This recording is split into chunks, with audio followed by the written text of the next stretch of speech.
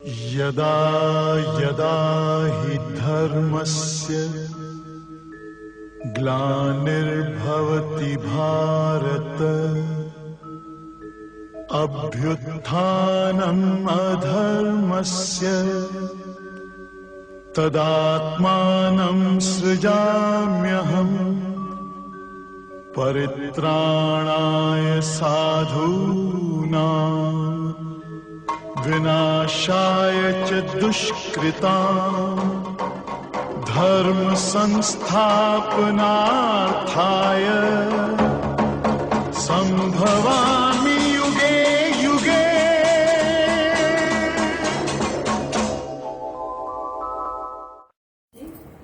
और मर्दों को डर होता है हमारी औरत सुनेंगे ऐसा लोग सन्यासी हो जाए, हमें फिर साथ में घूमे फिरने में जाए।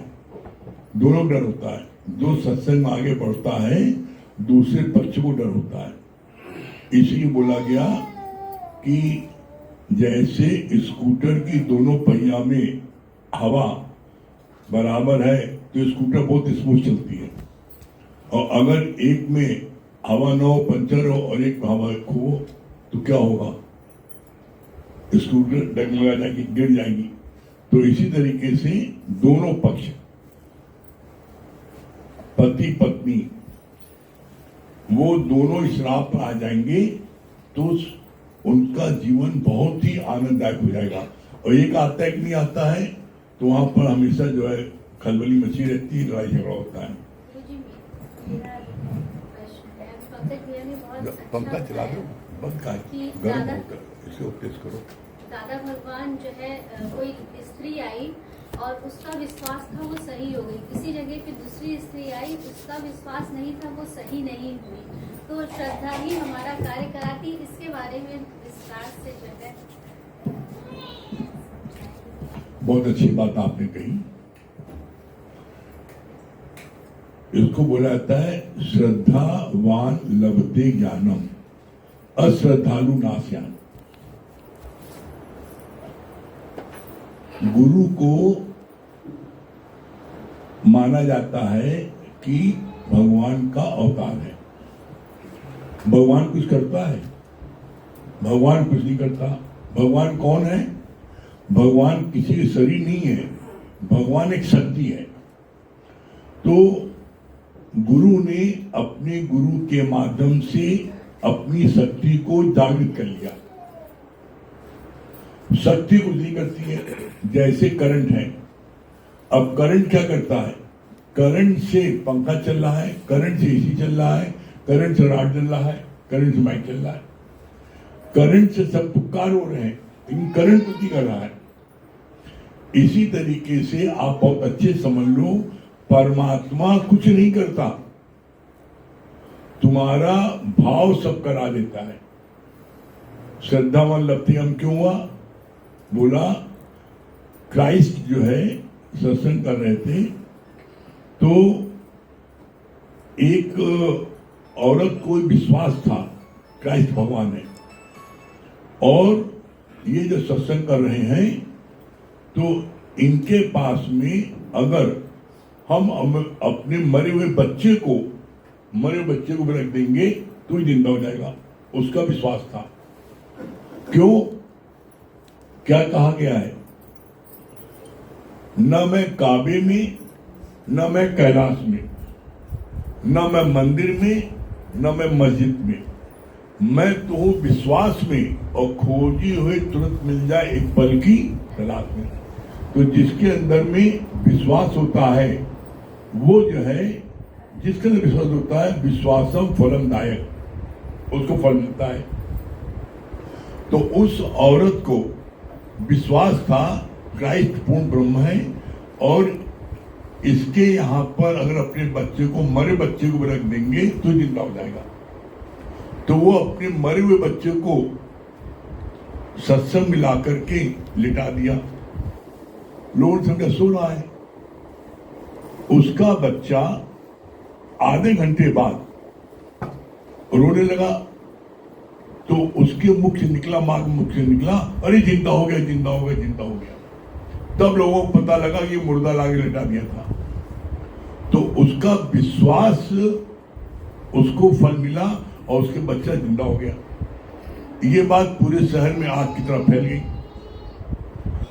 एक औरत का बच्चा, उसका भी मर गया था, तो वो भी जो है लाई और ला करके उसको भी लिटा दिया। देखा कि उसका जिंदा हो, मेरा भी जिंदा हो जाएगा, और उसका जिंदा नहीं हुआ, पूरा सत्संग समाप्त हो गया। तो क्राइस्ट से लड़ने आ गई कि फला दिन फला बच्चा को जो मुर्दा यहाँ लेटा था उसको आपने जिंदा कर दिया, और मेरे बच्चे को आपने जिंदा क्यों नहीं किया? तब कितना सुंदर जवाब दिया क्राइस्ट ने दिया है। जो आपने प्रश्न पूछा उसका जवाब है। उन्होंने क्या जवाब दिया? उन्होंने जवाब दिया, मैंने कुछ नहीं किया है, उसके विश्वास ने उसके बेटे को जिंदा करा दिया। इसको विश्वास नहीं था, इसने देखा, इसने ऐसा किया, इसने नहीं। तो बोला विश्वासम फलम दायक। हम लोग कभी भी गुरु जी पास जाते थे, रोते थे और कहते थे, गुरु जी आपकी कृपा से बेटी की शादी हो गई बड़ी अच्छी, आपकी कृपा से मेरे बेटे को नौकरी लग गई, आपकी कृपा से दुकान मिल गई, आपकी कृपा से मेरा सब काम बड़े अच्छे से हो रहा है। कभी गुरु जी ने कहा मैंने किया। उन्होंने कहा तुम्हारे विश्वास नहीं करा दिया, मैंने कुछ नहीं किया। बोला मैं तो हूं विश्वास में, आप जितना जितना विश्वास रखते जाओगे उतना उतना आपको सफलता मिलती जाएंगी। आप कहो फलाने को सफलता मिले, मुझको क्यों नहीं मिले? यहां ऐसा नहीं है। यहां पर बोला कोई चीज भी ऐसा रटा रटाया फार्मूला नहीं है कि इसको मिलेगा नहीं। यहां पर जिसके अंदर में श्रद्धा होगी उसी को इस ज्ञान का फल भी मिलेगा। गुरु ने क्या बोला है? तुम्हारी श्रद्धा ये ज्ञान सुनती है। हम किसी को ज्ञान दे नहीं सकते। अगर ऐसा होता तो दुनिया में कौन व्यक्ति ऐसा है जो नहीं चाहता कि हमारे घर वाले सब सत्संग आ जाए? जो सत्संग में आनंद मिलता है, शांति मिलती है, संतोष मिलता है, प्रभुता मिलती है, आनंद की प्राप्त होती है, तो कौन, आप यहाँ जितने बैठे हो बता दो आप, कौन व्यक्ति ऐसा है जो नहीं चाहता मेरे बच्चे सत्संग में आए, मेरी बेटी सत्संग में आए, मेरा बेटा आए, मेरी पत्नी आए, मेरा पति आए? कौन? हम तो देखते हैं कितनी औरतें रोती रहती हैं, बिलखती हैं, कहती हैं कोई तरह गुरु जी हमारे पति को हमारे सत्संग, किसी तरीके से इनको सत्संग लाती है। जो सत्संग नहीं आते हैं, विरोध करते हैं, उनको बड़ा कठिनाई सामना करना पड़ता है। बहुत कहती है। तो हमने किसी बस में नहीं है। उनको लाओगे, बैठाओगे, सत्संग सुनेंगे, अगर उनको अच्छा लग गया तो ठहरेंगे, लेकिन किसी को हम चाहें कि हम बुला लें, ये संभव नहीं। कोई नहीं, अरे ब्रह्मा विष्णु महेश तीनों उतर आए तब भी किसी ने बुला। क्यों?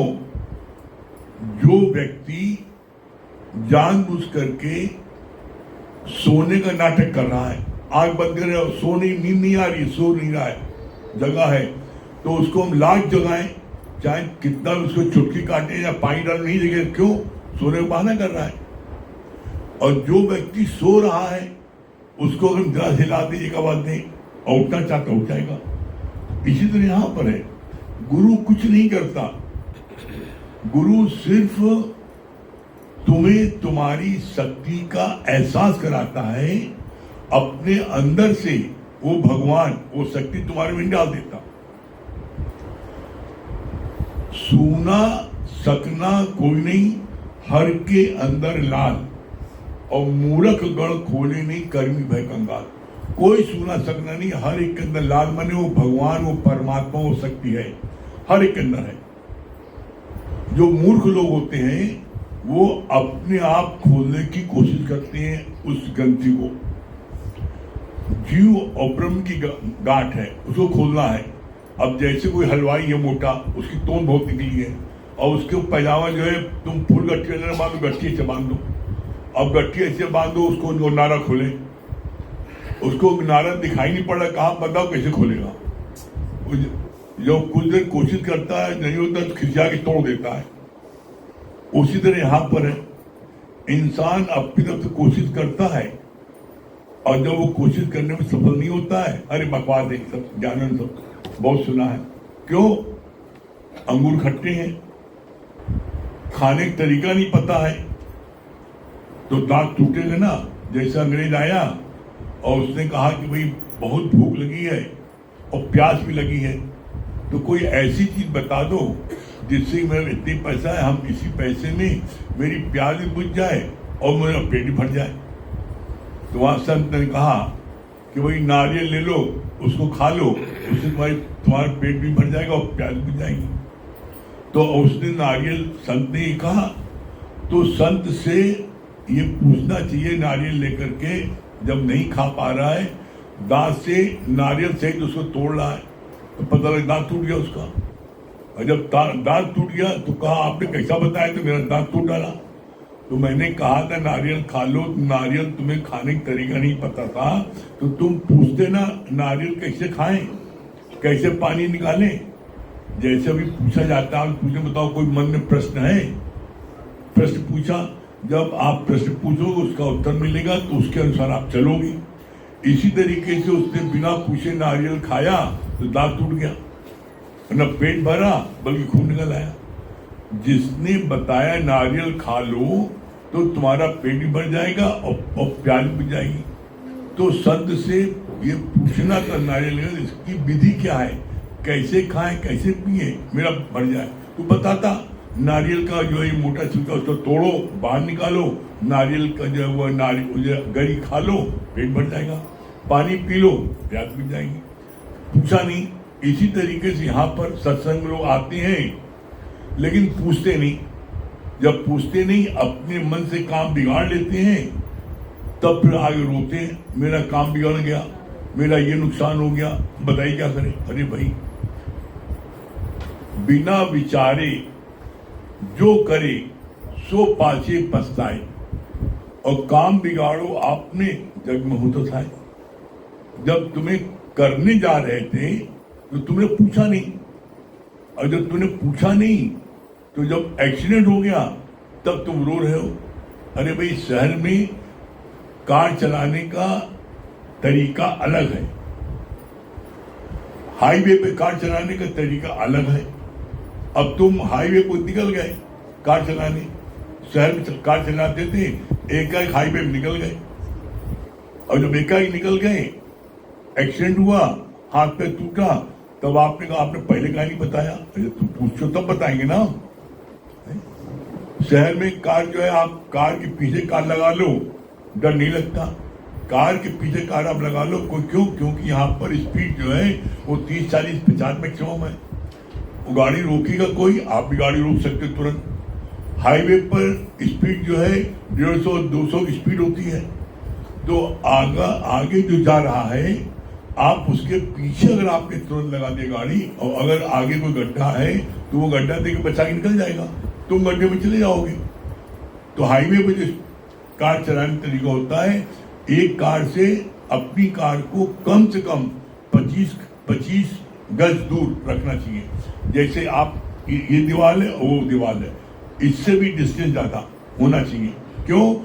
जब अगला उसने कोई रुकावट देखी और उसको देख के निकल गया, तो आपकी कार अगर दूर है तो आप जो है 30 मीटर से दूर से देख लोगे कि इसने गाड़ी कट की है, कोई गड्ढा है, कोई बात है, तो आप इतनी दूर से गाड़ी संभाल सकते हो। लेकिन अगर आपकी गाड़ी उसकी गाड़ी से सिर्फ जो है 5 गज की दूरी पर है तो आप नहीं संभाल सकते। इतनी स्पीड में गाड़ी रहती है कि आपने जरा से स्टीयरिंग ज्यादा मोड़ी तो गाड़ी पलट जाएगी, ब्रेक मारा तो गाड़ी पलट जाएगी। तो हर जगह का हर चीज की अलग स्टाइल होती है। इसीलिए कहा जाता है किसी भी कार्य को करने के लिए गुरु की आवश्यकता पहले है। कोई भी कार्य करो, हर चीज के लिए, इसलिए हर क्षेत्र के गुरु अलग हैं। तो ऐसे में जिस कार्य में आपको सफलता चाहिए तो उसमें पहले गुरु से पूछो, और जब पूछोगे तो तुम्हारा काम नहीं बिगड़ेगा, काम तुम्हारा अच्छा होगा। और बिना पूछे तुमने कार्य किया, काम बिगड़ गया। जब काम बिगड़ गया, अब तुम एक्सीडेंट हाथ पर टूट गया, अब उसकी रिपेयरिंग हो सकती है, ओरिजिनल नहीं हो सकता। इसीलिए कहा जाता है आया, बिना विचारे जो करे सो पाछे पछताए, और काम बिगाड़ो आपने जन्म फसाए। कोई काम करो पूछी करो। जो भी माँ बाप बच्चों को कोई चीज बताते हैं, बेटा ऐसा करो, तो बच्चे इतने आधुनिक हो गए हैं, इतने अपने को स्मार्ट समझने लगते हैं, मैं सब जानता हूँ, हमें आपका बताओगे। आप पुराने जमाने को आप मुंशीगिरी करते थे, आजकल कंप्यूटर आ गया है, सब ठीक है, लेकिन बड़ों का जो अपना अनुभव है, वो अनुभव तुमसे लोगे तो जीवन कभी धोखा नहीं खाओगे। क्यों? उन्होंने धोखा खा के वो अनुभव प्राप्त किया है, वो बच्चों को बताना चाहते हैं, तो बच्चे उस चीज की सीखते नहीं है जिसकी वजह से धोखा खाते हैं।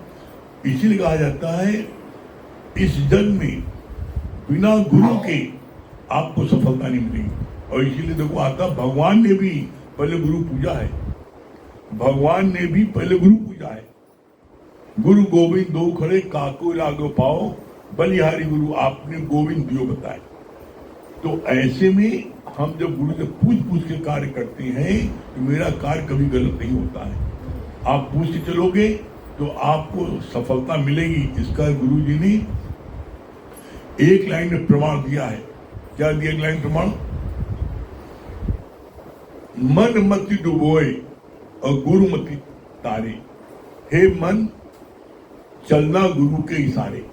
जो गुरु के इशारे चलता है उसको सफलता मिलती है। हम आपसे पूछते हैं, एक व्यक्ति को बता दें जिसने गुरु के इशारे पे चला है उसको जीवन में कोई धोखा मिला हो? जो नहीं चला है उसको धोखा मिला। तो हमें धोखा खा करके हम कोई चीज सीखें, उससे अच्छा हम गुरु के अनुभव से उस चीज को सीख लें। अगर आप सीख लोगे सफलता मिलेगी, मंजिल को आप प्राप्त कर लोगे। ठीक है? और किसी मन में, हाँ,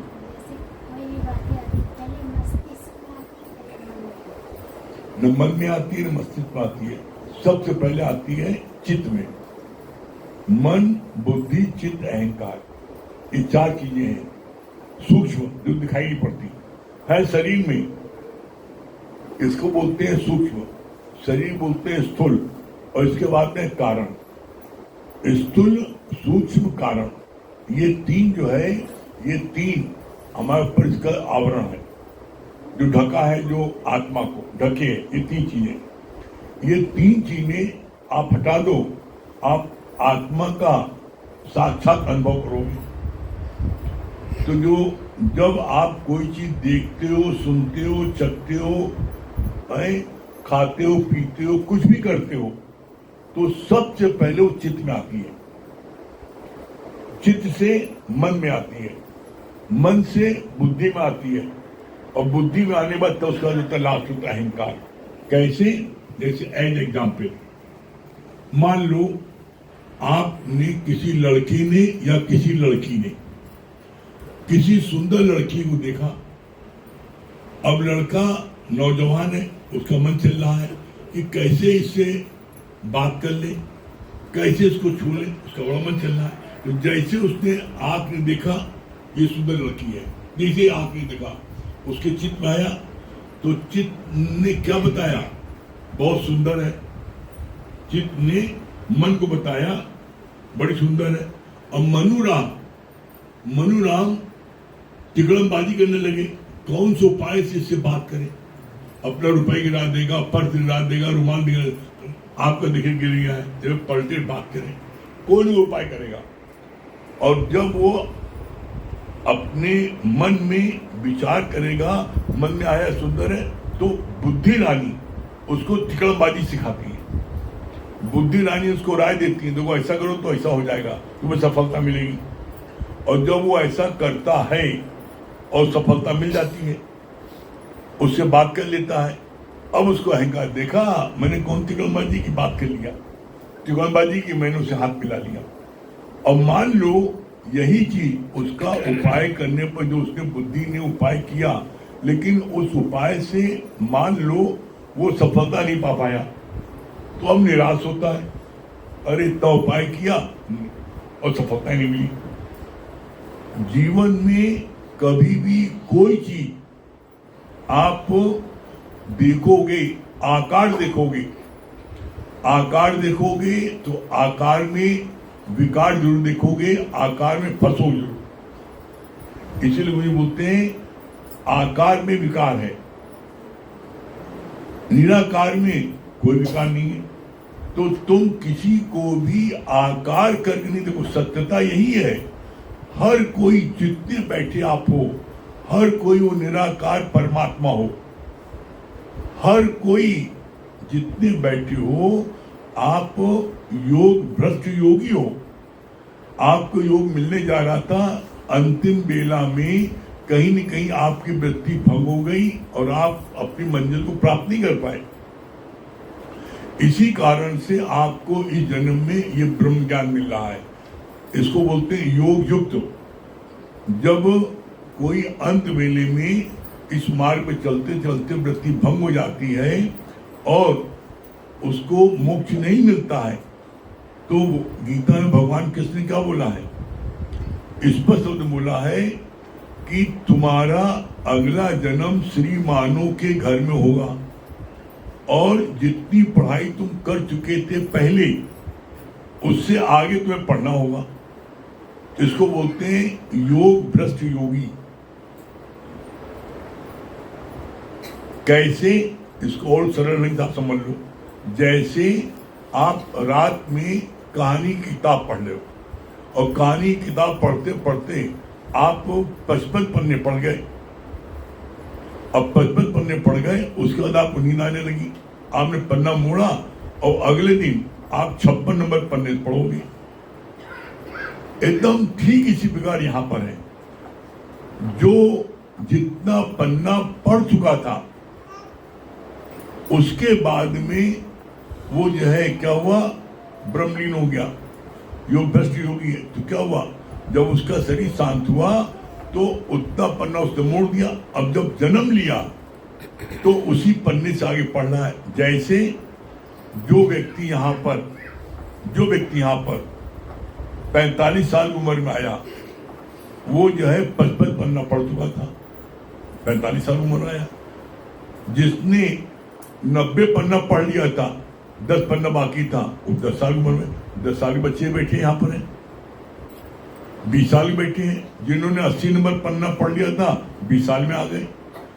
जिन्होंने जो है आपके सिर्फ 5 ही पन्ना पढ़ा था, 10 पन्ना 20 पन्ना पढ़ा था, वो यहाँ पर 70 साल की उम्र में आ रहे हैं, 80 साल की उम्र में आ रहे हैं। जितने हैं आप सब योग भ्रष्ट योगी हो।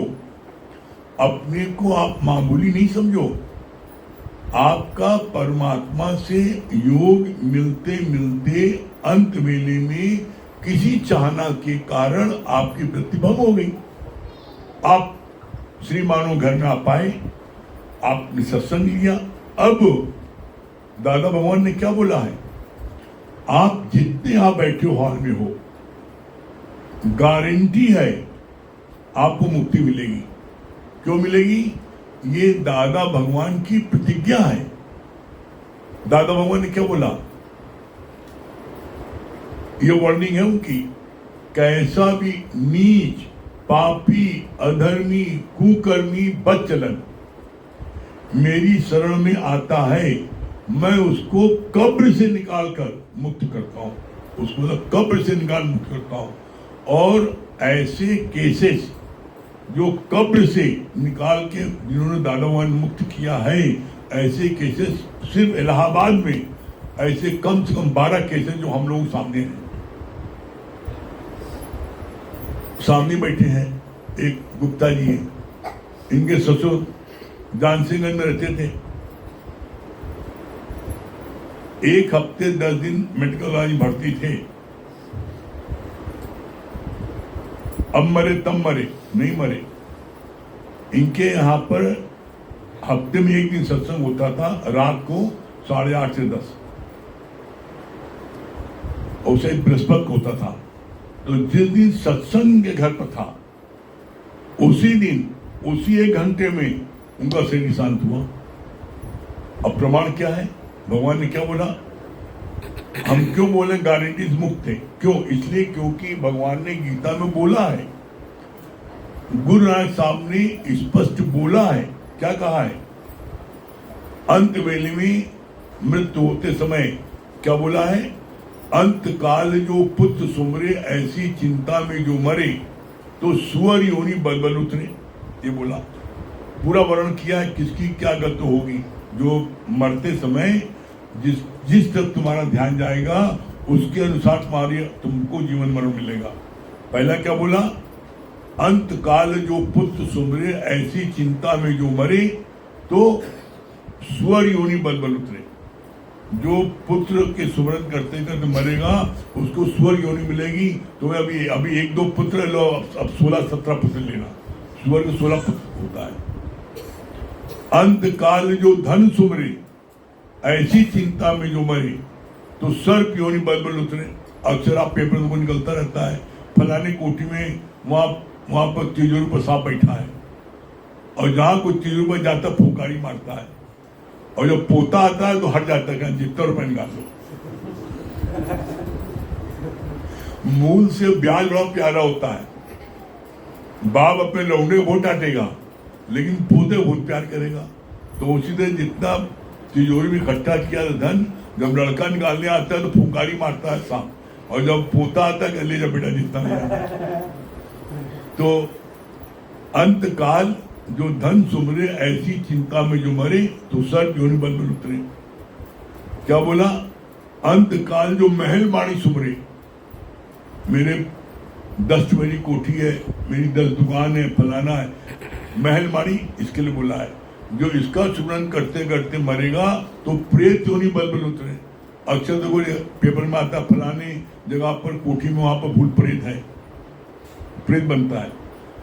बहुत से लोगों को, पति पत्नी को जब तक आपस में साथ में खाना पीना न खाए, चाय न पिए, दिन भर एक दूसरे को मुंह नहीं आ रहा, नींद नहीं आती।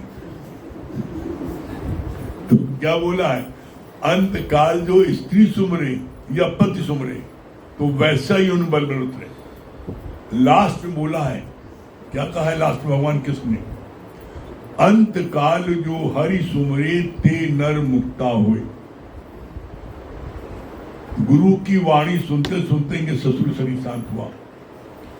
कितनी जगह हम लोग ऐसे थे जहां पर पहुंचे हैं, बस सिर्फ भजन का 2 स्टेंजर सुनाया है, शरीर शांत हो गया। ऐसे इलाहाबाद के 1 दर्जन के जैसे इनका नाम पता भी दे सकते हैं, पता कर लेना।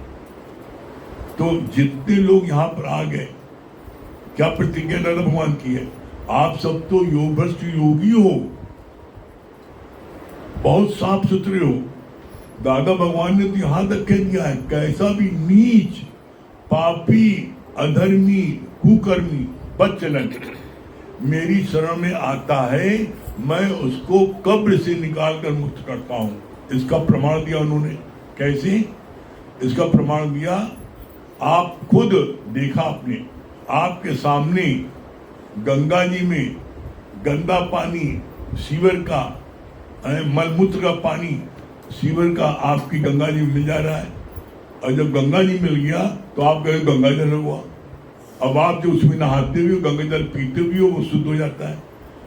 कैसा भी पानी गंगा जी में चला जाता है तो गंगा जल हो जाता है। इसी तरीके से कैसा भी नीच, पापी, धर्मी, कुकर्मी इस सत्संग के यहाँ पर पैर रख देता है, पैर रखते मान ही वो क्या है, शुद्ध हो जाता है। तो ऐसे में आपने फील किया होगा, आप फील करते होंगे, जैसे आप यहाँ आते हो सत्संग में, आपको एक अद्भुत शांति मिलती है। क्यों मिलती है? क्योंकि गुरु चरण में आप पड़े हैं, गुरु ने सत्संग किया है, गुरु यहाँ रहा है, तो गुरु के वाइब्रेशंस वो आज तक हम सबको मिल रहे हैं। हम सब बड़े भाग्यशाली हैं जो ऐसे सच्चे गुरु की शरण में आए हैं, जिसको 1 पाई पैसा किसी से नहीं चाहिए। बस गुरु का क्या है लक्ष्य? जैसे हमको अपने गुरु के माध्यम से आनंद, शांति, संतोष, प्रफुल्लता, पॉजिटिव थिंकिंग मिली है, वैसी जो मेरे संपर्क में आए उसको भी आनंद, शांति, संतोष, प्रफुल्लता मिलता है। सिर्फ इतना वो चाहता है। क्यों संत बड़े परमार्थी, जाको शीतल अंग, और तपत बुझाएं औरों की दे दे अपना रंग। संतों के अंदर एक करुणा होती है कि जो आनंद हमको मिला है, जो शांति हमको मिली है, वो शांति वो आनंद सबको मिल जाए। वो आनंद शांति मिली है आपको? पुरुषों को ज्यादा मिली लगता है इधर लेडीज को। जिसकी आवाज ज्यादा आई उसको ज्यादा मिली। किसको मिली शांति? आप झूठ बोला। अपने को कम दुर्गा हो।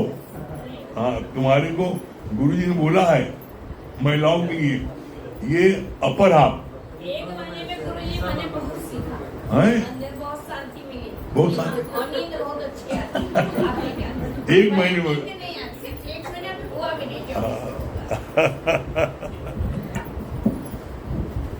आप एक महीने यहाँ ऐसे हैं जिनको 6 साल से नींद नहीं आती थी। और हमारे पति भी हमारा सहयोग करते हैं, लेके डेली आते हैं। हाँ, बिल्कुल बिल्कुल। और अपन है कि हमको यहाँ पहुँचाते हैं, बैठते भी हैं। पापा नहीं है। आप थोड़ा आप लोग आगे आ जाइए, जिससे जो लोग बाद में आ रहे हैं मुझे दिक्कत। और आगे आ जाइए, और आगे आ जाओ बेटा, आप और आगे जाओ, और आगे आ जाओ।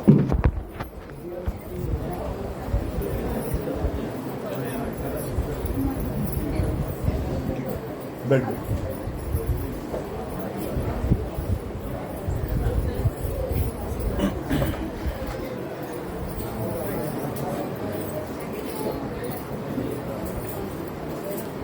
सभी प्रेमियों को हरिओम।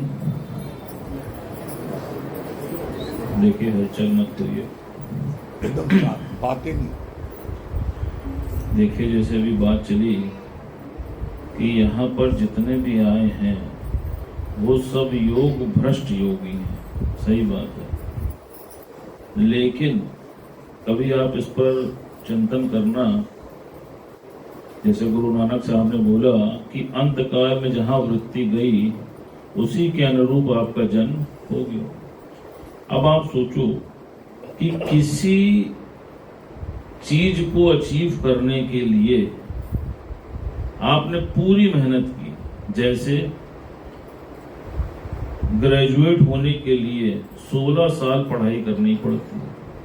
आपने 15.5 साल तो पढ़ाई की और 16वें साल में जब ग्रेजुएशन की डिग्री मिलने ही वाली थी उस समय आपकी वृत्ति भ्रमित हुई। परिणाम क्या हुआ?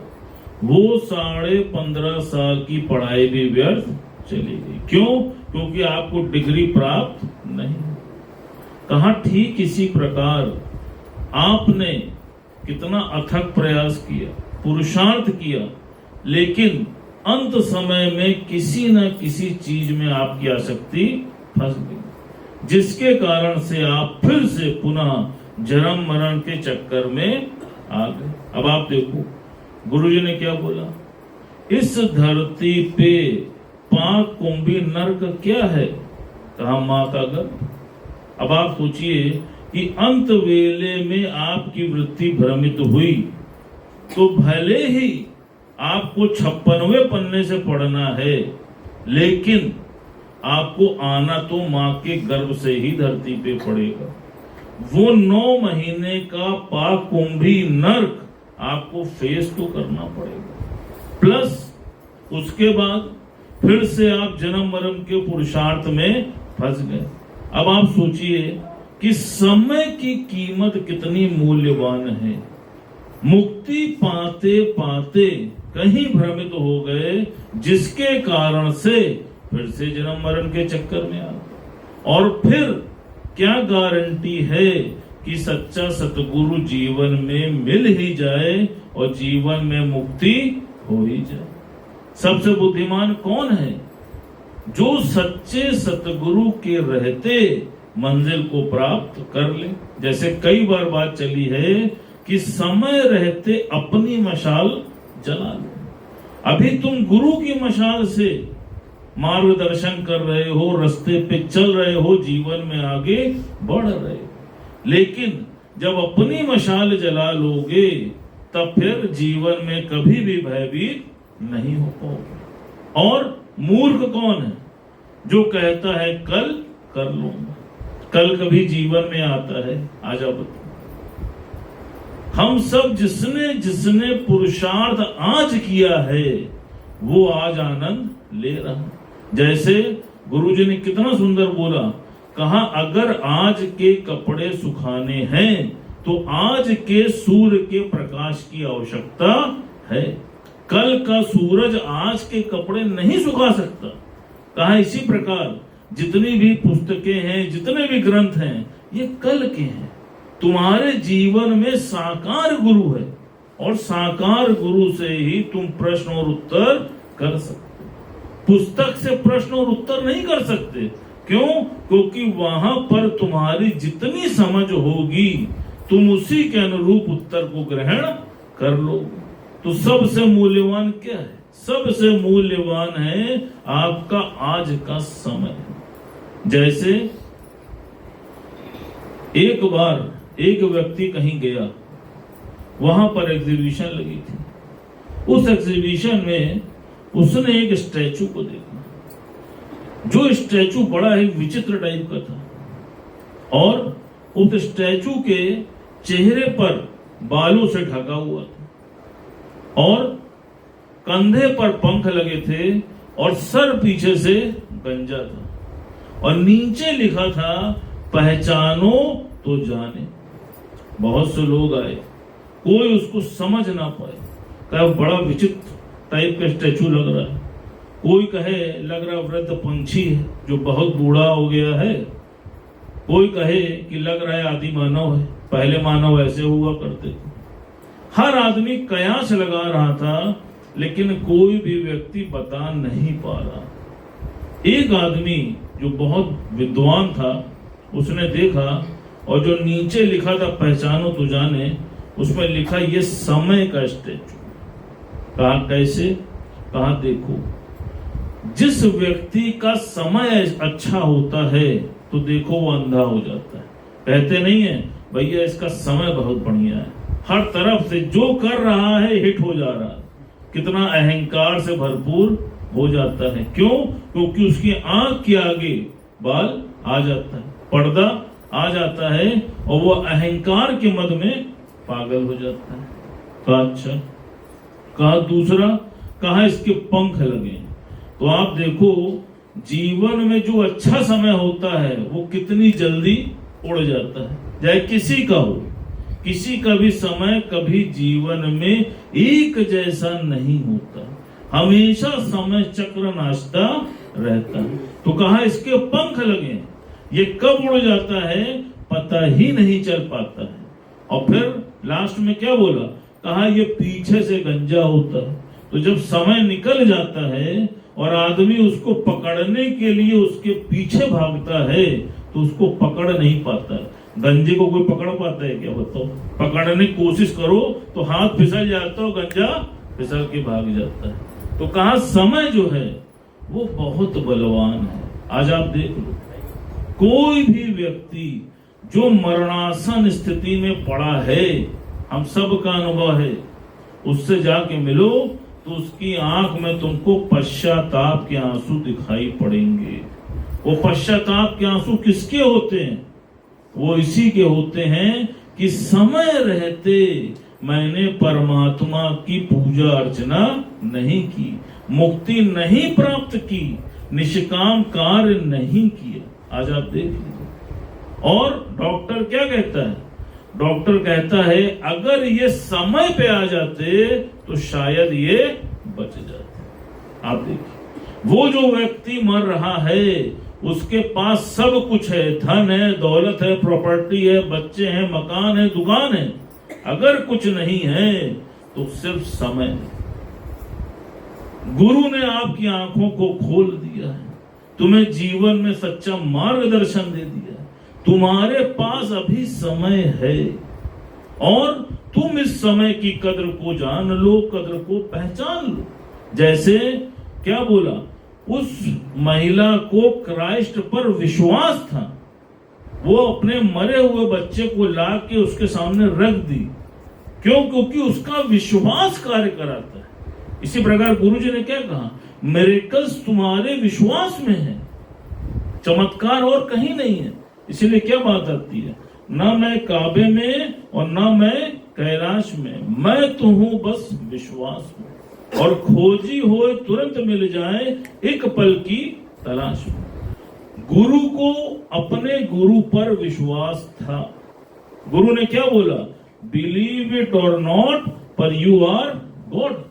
तो गुरु ने अपने गुरु पर विश्वास रखा ना, जैसा गुरु ने बोला उसी मार्गदर्शन में अपने जीवन को लगा दिया। परिणाम क्या हुआ? गुरु ने अपने अंदर परमात्मा को प्रकट कर लिया। क्यों? क्योंकि गुरु को गुरु पर ब्लाइंड फेथ था। इसी प्रकार जब तुमको भी गुरु पर ब्लाइंड फेथ होगा, जैसे अपने आप बात चलती है, अंधी श्रद्धा, अटूट विश्वास और अथाह प्रेम जब गुरु पर होगा तो तुम्हें मंजिल प्राप्त करना बहुत आसान होगा। लेकिन अगर बुद्धि लगाई तो फिर अभी बात आई, मन मति डुबोए और गुरु मति तारे। तू चलना मेरे मन गुरु के इशारे, कुछ भी नहीं करना है, चुपचाप जहां पर गुरु झंडी दिखाए उधर चल देना है। आज आप देखो, गार्ड की झंडी से ट्रेन चलती है तो क्या लड़ती है क्या? बताओ कितनी ट्रेनें चलती हैं, लेकिन ड्राइवर अपनी मर्जी से ट्रेन चलाए तो जरूर ट्रेन लड़ती है। अब क्या करना है? गार्ड की झंडी से चलना है कि अपनी मर्जी से चलना है? हाँ, हरी वाली चलना, लाल वाला चलना। आज सब हरा पहन के आए गुरुजी, सब आज जो है बहुत ही खुश है। आज हरियाली की मना रहे हैं कि अपने भोले को मनाएंगे। सभी प्रेमियों को हरिओम, राम राम। देखिए, आज हम सब इस धरती के सबसे अधिक भाग्यशाली हैं कि हमको जीवन में ऐसा सच्चा सतगुरु मिला है, जिसने जीवन में देखिए सभी के नया उत्साह, नई उमंग, नया जोश, नया विश्वास हर एक के अंदर भर दिया है। भर दिया है कि नहीं? तेज से बोलिए, सुनाई नहीं दिया। आज गुरु की कितनी महिमा है, जितनी भी महिमा गाई जाए सच में बहुत कम है। कहते हैं ना कि मेरी जिंदगी में क्या था तेरे मिलन से पहले, मैं तो एक बुझा हुआ दिया था तेरे मिलन से पहले, मेरी क्या से क्या थी हस्ती तेरे मिलन से पहले। सच बात है, आज हम लोग ऐसे सच्चे गुरु की शरण में हैं, जो हम लोग इतने भाग्यशाली, अपने भाग्य को हर पल सहराएं कि हम लोग बहुत अच्छे गुरु की शरण में। आइए गुरु की महिमा को इसी भजन के माध्यम से हम सब मिलकर गाते हैं साथ में। कितनी महिमा गाऊं, कितना करूं सत्कार, कितनी महिमा गाऊं, कितना करूं सत्कार। एक जीता है मेरी, एक जीता है मेरी, तेरे गुण है बेशुमार। सब सुख देने वाले तेरा शुक्र है सौ सौ बार। सब सुख देने वाले तेरा शुक्र है सौ सौ बार।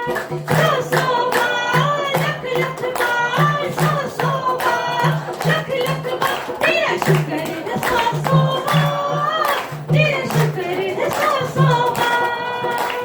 तेरी रहमत इतनी औकात न भूले, तेरी रहमत इतनी औकात न भूले।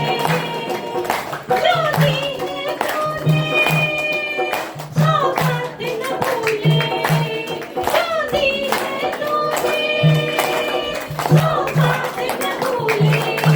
जब भूल जाए ये जग सारा, भूले न कभी तेरा द्वारा। चाहे भूल जाए ये जग सारा, भूले न कभी तेरा द्वारा।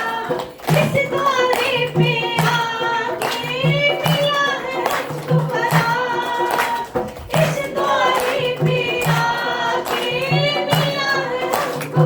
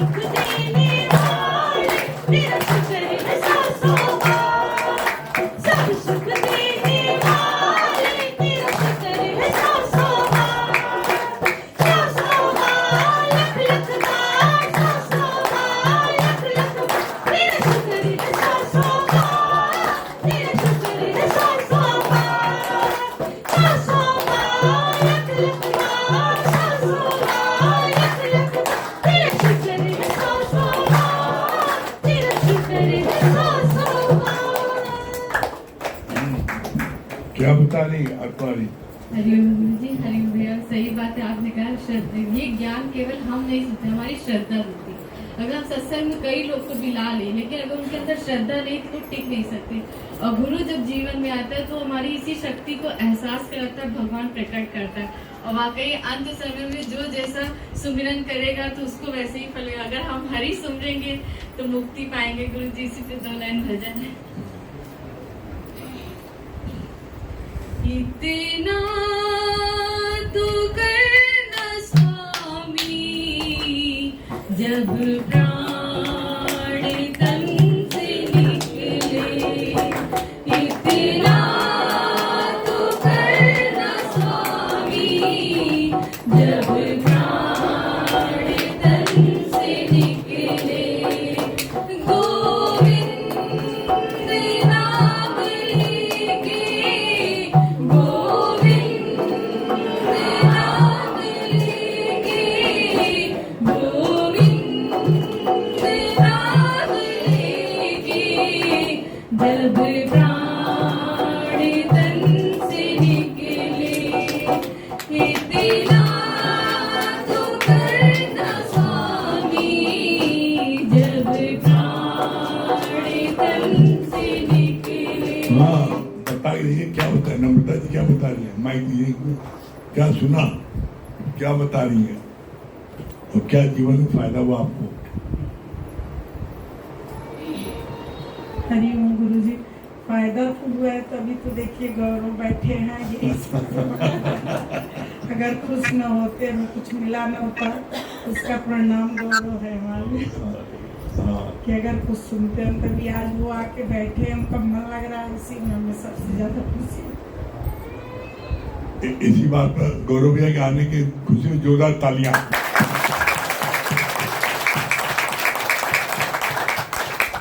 गौरव भैया क्या मिला आपको यहाँ आने पर? अब अभी तो शुरुआत हुई है, आगे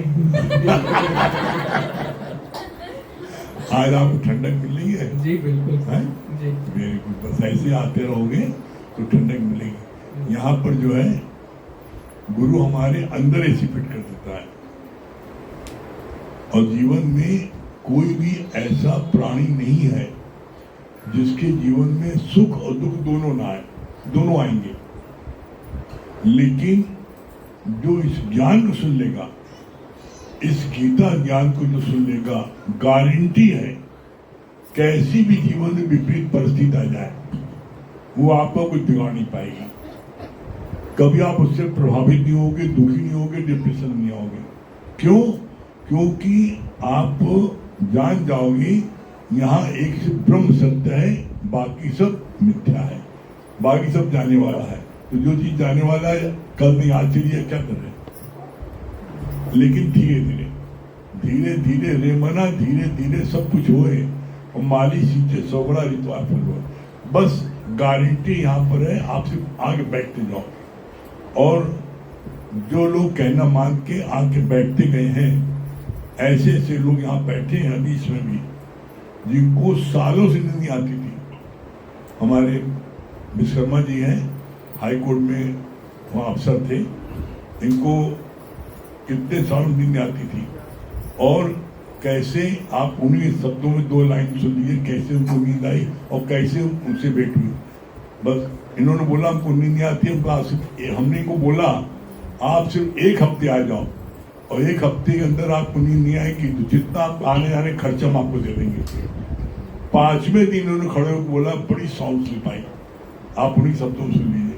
सच है भगवान, ये बात तो बिल्कुल सही है कि हम क्लास 1 ऑफिसर थे, कोई पैसे कमी नहीं थी, लेकिन नींद नहीं आती थी हमको। और इलाहाबाद के अधिकतर डॉक्टरों का इलाज मैंने किया हर जगह। अंत में जाते जाते हम जयपुर संस्थान पहुंचे इलाज के लिए। वहाँ जो हमको लगाए थे पॉइंट, वो सत्संगी थे। उन्होंने कहा आपको अभी ऐसे नींद नहीं आएगी, आप सत्संग में चलिए, वहाँ रहेगी। और वास्तव में मैं 5-6 दिन जब सत्संग सुना तो मेरी सर की जो नसें थी वो फड़फड़ाती थी सुनने के बाद। एक्शन होता था, मुझे लगता था कि अंदर कुछ हो रहा है। और 5वें दिन हमको जमाई आने लगी और नींद आने लगी। तब से मैं खूब आराम सोता हूँ। तो सत्संग में तो बहुत कुछ है, जो विश्वास करता है बहुत कुछ है यहाँ पर। बस सिर्फ विश्वास, जितना हमारी आपने बताया, जितनी श्रद्धा हमारी है, हमारी जितनी श्रद्धा होती है भर के यहाँ से जाएंगे। और नई श्रद्धा आप क्या ले जाएंगे? 2 लाइन जो जीवन में परिवर्तन आया, क्या कितना ड्रेस्टिक चेंज हुआ है। मरणासन में आ गए थे, महीनों से घर पर पड़े थे, कोई काम नहीं हो रहा था और सिर्फ बुद्ध पड़े रहते थे, कोई चीज अच्छी नहीं लगती थी और ये होता था कि अब जिंदा बचेंगे नहीं। ऐसी हालत भी है, आप उनका अनुभव सुन लीजिए। मंगल भी अगर मैं बता दो आप, हम इसीलिए सब अनुभव करा देते कि आप सुनो किसकी क्या दशा थी और यहाँ आने वाले आज कैसे हो गए। हरिओम गुरु जी, ये सब आपके ही शुक्राने हैं और सच बात है आज जीवन में तो क्या गया है कि सारी भौतिक चीजें होते हुए नींद के लिए तरस गए थे, डिप्रेस हो गए थे। और सच बात है अगर मन में डिप्रेस आ जाएगा तो खाना पीना कुछ नहीं अच्छा लगेगा और उसमें इतनी कमजोर हो गए थे कि बस केवल एक किनारे सोना अच्छा लगता था कि ओढ़ के सोते थे और वही बातें याद आती थी तो मम्मी जी ने बहुत इलाज भी कराया, 1.5 साल तक इलाज कराया, मगर क्या मिलती थी हमें? नींद की गोली उसमें कंपल्सरी थी। लास्ट हमें ये भी पता नहीं किससे नींद आएगी, बस कहता था रात को खाना खाने के बाद इसको खाना। ये बाद में पता लगा कि नींद की गोली है, तो उसको खाते खाते भी कुछ समय तक ऐसा आया कि वो गोली भी नहीं असर कर पाई, उससे भी नींद नहीं पड़ी। तो फिर उसने कहा कि सुबह भी खा लेना, क्योंकि जब काम सालों दुकान नहीं बैठे थे, 1 साल तक पूरा, और मन बड़ा विचलित था। और लास्ट में बस यही आया कि अब लग रहा है कि कल ना बचेंगे। फिर जो है हमारी मम्मी ने जो है हमें यहाँ भेजा है आपके यहाँ, हमें वो दिन जो है आज भी नहीं भूलता है। उन्होंने कहा कि छोटे भाई से कि तुम सत्संग लेके जाओ, तो फिर हमने उनको झटकार दिया। हमने कहा तुम पागल बने, हम मर रहे हैं, तुमको सत्संग पड़ी हुई है, कोई डॉक्टर के यहाँ लेके चलो। मगर मम्मी हमारी 15 साल 20 साल से थी, तो उनको पता था कि ये कहीं से ना ठीक होगा, वहीं से ठीक होगा। तो लास्ट में छोटा भाई जो है हमें वो अपने गाड़ी इलाज कराता था, मतलब हमारी इतनी ताकत नहीं थी कि हम पैदल नहीं चल पा रहे थे, तो गाड़ी चलाने की तो बात बहुत दूर की है। वो 3-4 दिन हमें यहाँ लेके आया है और वो 3-4 दिनों में हमें जो ताकत मिली है, फिर मैं गाड़ी अपने से चला के आया हूँ। और आपने कहा कि 30 दिन यहाँ लगातार बिना नागा के आते जाना, तो हमने कहा तो घरे पड़े ही रहते हैं, मगर फिर भी जब सत्संग का टाइम हो तो और नींद आ जाए, मगर वो भाई जो है आके खड़ा हो जाता था 8 बजे, भैया चलो। तो आपका कहना माने है तो आज जो है आपने क्या से क्या बना दिया है कि जैसे एक गधा है ना, गधा के ऊपर बोझा ढोया जाता था, तो ज्ञान में आने के पहले जो बोझा ढोते थे वो गधे थे, मगर आज उस गधे के ऊपर एक आपकी तस्वीर लग जाने से आज ये गधा कितना पूजमान हो गया है। तो आज ये फक्र होता है कि पूजमान हुआ तो किसकी बदौलत हुआ है। तो आज उस तस्वीर को हमेशा अपने ऊपर रखें, मतलब ज्यादा अहंकारी ना करें। तो तस्वीर अगर गिरी तो फिर क्या दशा होगी। तो हर समय यही सुबह उठते ही अपनी मछानी ड्रेस जब याद करते हैं तो बाकी सारी चीजें भूल जाती कि सच बात है आज जो परिवर्तन मिला है और हमने यहाँ क्या दिया, कुछ नहीं दिया। आज हम लोगों को ये कहते हैं, अब कितने को जो नींद से परेशान है, एक नहीं दर्जनों, हमने कहा मात्र 8 दिन, केवल 8 दिन में अगर नींद ना आएगी आपको, लाइए हम कागज में लिख दें। उन्होंने अपना अनुभव दिया कि भैया हमें एक दिन सत्संग सुने तो नींद आ गई, किसी ने कहा कि 2 दिन सुने तो नींद आ गई। तो हमने कहा बस नींद आ गई तो आप समझ लीजिए कि सारी दौलत आपकी मिल गई, क्योंकि सबसे बड़ा इश्यू है ये केवल नींद। अगर नींद आ गई तो समझ लीजिए शरीर स्वस्थ है। आज भी ये शरीर पहले 12-1 बजे पहले थोड़ा काम करने के बाद थक जाते थे, आज उससे दुगना तिगना काम हो रहा है। अब कोई थकाई नहीं होती। रात को कई बजे सोते हैं, पहले भी 2-3 बज जाता था, आज भी लगभग 2 बज रहा है, मगर सुबह 6:30 बजे उठ जाते हैं, अब कोई थकाई नहीं लगती। तो ये सब आपके बहुत शुक्राने हैं। और जैसे अभी हमें तो सबसे बड़ी बात वो आज याद आ रही, जो हम मुरादाबाद गए थे और मुरादाबाद के प्रेमी जो सत्संग का, तो उन्होंने कहा कि दादा भगवान है आप। तब फिर हमें कहना पड़ा कि दादा भगवान कैसे हैं, कि दादा भगवान बैडमिंटन खेलते थे और हमारे मुरारी भगवान बैडमिंटन चैंपियन हैं। उनके भी 3 बेटे 1 बेटियां, हमारे मुरारी भगवान के भी 3 बेटे 1 बेटियां। वो भी व्यापार अच्छी तरह से करते थे, हमारे मुरारी भगवान व्यापार अच्छी तरह से ग्रस्त भी करते हैं। और सारा जो है उन्होंने लास्ट में अपना सारा समय जो है सत्संग में दिया। आवाज हमारे मुरारी भगवान भी अपना पूरा समय 24 घंटे भी है वो भी सत्संग में ही दे रहे हैं। तो दादा भगवान कहाँ से नहीं हुए? तो ये फक्र होता है ना। तो वही है कि इलाहाबाद वालों की इसकी वक्त नहीं पता होती है। जब अपने शहर से बाहर निकलते हैं तब वो पता लगता है कि सच बात है। और वहाँ कैसे लोग ललायित थे कि भगवान आप 1 मिनट के लिए हमारे घर पे आप चरण रख दीजिए बस। सत्संग जैसे खत्म होता था वहाँ का कि लोग खड़े हैं गाड़ी लेके, भगवान 1 मिनट। तो कैसे आपने सभी का भाव रखा भी, सभी के यहाँ जाना हुआ। 11 बजे सत्संग खत्म होता, 11 से लेकर 3 तक मिलना जुलना, 4 बजे से फिर सत्संग होना। तो अब क्या करेंगे? दादा भगवान के रूप तो आप है ही हैं, इसमें कोई दो राय नहीं है। तो बस आपके जो कदम मिले हैं बस इसी कदम के निशान पे हम लोग चलते जाएंगे, मंजिल आसान मिल जाएगी। अभी हमारे साथ में मुरादाबाद लखनऊ दरोगा जी गए थे, वो लोग तो गए, लेकिन दरोगा जी का अनुभव नहीं होगा तो बिगड़ जाएंगे। दरोगा जी को सुनिए नहीं, बंद कर देंगे आपको। ये यहाँ की दरोगा जी है, ये भी साथ में गई थी। इन्होंने क्या अनुभव किया, हम लोग मुरादाबाद गए थे तो बहुत काफी समय बहुत अधिक हमको जोर पड़ा थी आना है। तो हम लोगों ने 2 दिन कार्यक्रम बना गए।